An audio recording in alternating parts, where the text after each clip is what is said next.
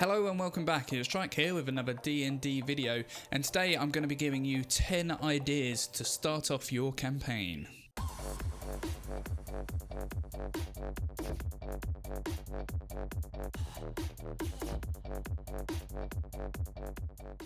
Thinking of a start to your campaign can be quite daunting, and you can end up falling into the same old thing that you've done in the past. So I'm going to give you 10 different ideas that you can hopefully get inspired with to start your campaign. But before we get into them, I just want to let you know I upload D&D content here on YouTube every Monday and Thursday. So subscribe if you want to improve your game, take part in D&D discussions and keep up with D&D news. And make sure to ding the notification bell next to it so you get notified when I upload a new video.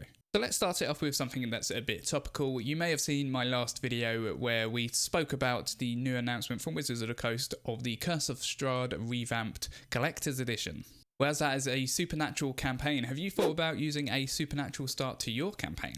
One of my favourite starts to Curse of Strahd is that the party is having a campfire in the middle of the woods, and then they're engulfed by mists, and when the mists part, they are in a completely different area. Well, this is something that you could take and use elsewhere as well. If your party were on a boat, for example, maybe they end up going down some sort of water vortex and taken into a new place. Or if they're in the skyship, maybe they accidentally go through a portal and end up in another spooky place. Hopefully you get where I'm going with this. It's a sort of supernatural start where they are in one place and something happens which is out of their control and out of their knowledge, and then they end up in a different place which is where your campaign is going to be.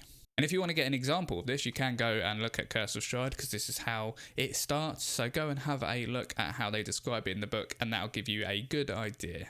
Moving on to the second one, which I like to call the Finder's Fee, and this is where the party have found something, usually an object, which is of grave importance. And because they are the people that have found whatever this thing is, they are the one that has to deal with it and deal with the consequences. The fee, you might say. Lord of the Rings is sort of like this, where Frodo ends up having a ring that he then has to go on an adventure and deal with. So you can do something similar where it's an heirloom that's passed down the family, or you can just do it that they come across a dead body and on that dead body is this item. I've done it before where they've come across someone who is near death and gives it to them and says that this can shatter reality, so you have to make sure to defend it, and then they die. This explains the importance of the item, what they're supposed to do, and then when they're attacked later on in this session, it makes sense as to why, and they understand the importance of this object that they now have. A little bit of a tip if you are going to use this, I like to not let the players know what the item actually is and what it does until a little bit later in the campaign, when they find some scholar or some wizard who can identify it for them. Even if one of the players has the identify spell, maybe you can say it's this school of magic, but not tell them exactly what it does, and then it keeps this mystery and it's of legendary importance. Now let's get this one out of the way, the quest giver. There is absolutely nothing wrong for doing this to start off your campaign. Usually it's done in a tavern where you meet someone in a tavern, a wizard or the mayor or someone like that, and they give you a quest to start off the campaign. And there's going to be a lot of people online that think this is boring and this is not great, but it depends how you do it. One tip I like to do is that the quest giver gives them the quest, they go off and do the small mission to complete that quest, and then when they come back to town, the quest giver has actually died, been murdered. This adds a lot of drama, and now the party are the first suspects that are going to be questioned by the town, and it puts them right into the importance of the campaign straight away. And then if they are to reveal that they got sent on this quest to whoever is investigating, maybe that person investigating then has some more details to give the party to send them on the next mission. But I want to reiterate that there is absolutely nothing wrong with doing a quest giver style start, and I've had some great campaigns that have started just like that. The fourth one is one that quite a few people have probably done already, and that's being prisoners. To have the players, before the session even starts, think of a reason why they are being imprisoned. They could have wrongfully been imprisoned, or maybe they are correctly imprisoned because of something they got caught doing. This also prompts your players to start thinking about their backstory and making a backstory before they're even at session 1, which is always quite nice. And then you as a DM can tie that into stories later on. Then from there are two ways to go really. One is that they are on their way to prison and something happens so they can get free and now they're on the run. Or the second way is they get to prison and that is where the story is.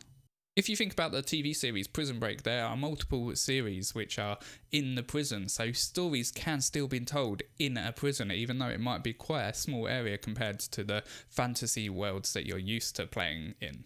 But you can tell really good stories just from in prison, but you could also go down the route of Suicide Squad, where they are actually a force that go out and do missions, and it doesn't really matter to the higher up people if they die or not.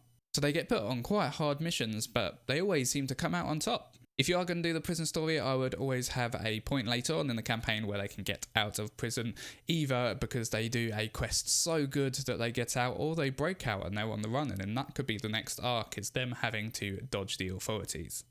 Be prepared as a dungeon master for them to try to break out much earlier than you're expecting, because who knows what players are going to do. On to the fifth one, which is probably familiar to you as well, and that's the players being survivors. So the premise to this start is there is some big incidents, that if they was on a ship, something attacks the ship and it's wrecked, or maybe they're in an airship which crashes, something like that, and everyone else on that vessel dies except for the party. And they're now in a place that they don't know, they don't have any friends nearby, and it's sort of a survival / exploration style start to a campaign. And from there you can feed them quest lines that if they go along that route, then that is the quest that you're going to go on. A DM tip if you are going to do something like this is to really heavily focus on the sense of being lost. But try not to overdo it to the point where the players feel like they don't have a direction. There is a bit of a thin line between the two. Now that we're halfway through them, we've got 5 more coming, but if you are finding this video useful so far, please do give it a like. It does help to grow this channel, and make sure to subscribe. If by the end of the video there are some more ideas that you can come up with, put them down in the comments below, and if you're watching the video now, go down to the comments and read other people's ideas as well. So on to number 6, and this is where the party are wrongfully framed for some sort of crime. And then you're starting it off with them having to evade the authorities, but also having to solve the mystery to prove that they are innocent. So it's got the mystery element, but at the same time they've got this problem of people trying to find them. This is a really good start if you want drama and tension from the get-go, and it's a really good way to make the place that they're in feel dangerous without having to throw them into something like Curse of Strahd, where there's werewolves and stuff like that. They could be in a city but feel like it is completely dangerous for them to be there. And then once they do prove their innocence, you can then have the authorities very impressed with their mystery solving abilities and give them another quest from there, and then the campaign can go off in that direction. Number 7 is when the players are part of some sort of faction, group, or maybe even a cult, and they're sent on a mission. It's sort of similar to the Quest Givers one that we spoke about earlier, but in the Quest Givers one, you're not actually part of some faction, you've just got a quest from a wizard who's got in contact with you, whereas this one, you might be part of a faction or a church or something like that, and they're asking you to go on this quest to help them. This is a really good start for new players because from the get-go they completely understand they're part of this faction and they're going this way because they've been asked to from their authorities. But some of them, like the shipwreck example I gave you earlier, might get quite confusing for a new player because they might be like, what am I supposed to do, if they don't really understand what Dungeons & Dragons is yet.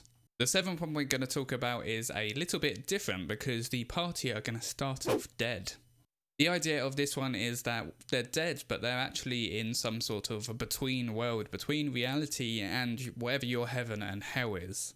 And they have the ability to get back to life if they get to point A, and the quest is to get to point A so that they can come back to life. And then once they are back alive again, they can go on a revenge quest to get revenge on whoever it is that killed them in life. This one means that in your world you have to have an area where people could go if they die before they go to heaven or hell and can claw their way back from. If you look at Curse of Strahd, for example, the dead there go into the mists. So maybe that is where you can start. All the players are actually in the mist and they have to go on a quest to get back to life again. And then when they get back to life, they're still stuck in Barovia and have to go through Curse of Strahd. But if you don't want to do it with Curse of Strahd and Barovia, maybe it's just a place in your world that if people die there, they don't actually fully die due to an old relic that is somewhere nearby. That's up for you to decide how you want to actually rule that, but it is good fun to start the players off dead. And then you could also put in the rule that if you die again while you're in this in-between worlds, you actually die permanently and there's no way to bring you back. Just to make it a bit harder for your players. The penultimate one that I want to talk about is starting off your campaign at a party or some sort of gathering, because you know, who doesn't love a party? And then I like the idea of a murder happening at a party, and it is down to the players to figure out who the murderer is. There's two ways to do it. Either the players could be a guest at the party who get involved to try to find out who did it, or maybe they're actually the ones that were supposed to be keeping guard, and they didn't do a very good job. But now they have to make it up to whoever the owner of the party is by trying to work out who the murderer is. This is a good way to kick off a campaign because before the murder happens, there's a lot of roleplay opportunity between your players and some NPCs that are at the party, and it's all a bit fun. Until the murder happens, of course. And then the final one assumes there is some sort of big conflict happening in your world, maybe a war or a big battle, something like that, and your players are slap bang in the middle of it. If there's a war going on in your world, the players could find themselves on the front line at a battle. And this could be because they're soldiers, or maybe the battles just happened at a village inn that they happen to be at. This is really good to show the players what is going on in the wider world and the expanse of what you as a DM have set up. If they are soldiers, maybe they perform really well in that battle and therefore they get upgraded to a more elite team that then go off to do other stuff in assistance to the war. But if they just happen to be at the wrong place at the wrong time, then maybe the army wants to try to recruit them, and if they say no, maybe they're like, well, would you do some work as a mercenary? And then you can go from there and have a whole campaign which is all around this war and trying to overthrow whoever the enemy is. If you've watched season 2 of Critical Role at all, a big theme in that is that there's a war going on in the continent, so you can go and get some ideas from that. Well, there you have it. There are 10 ideas for you to kickstart your campaign. If this has helped you at all, please do give this video a like and make sure to subscribe to see more content like this. I upload every Monday and every Thursday. But until next time, happy gaming.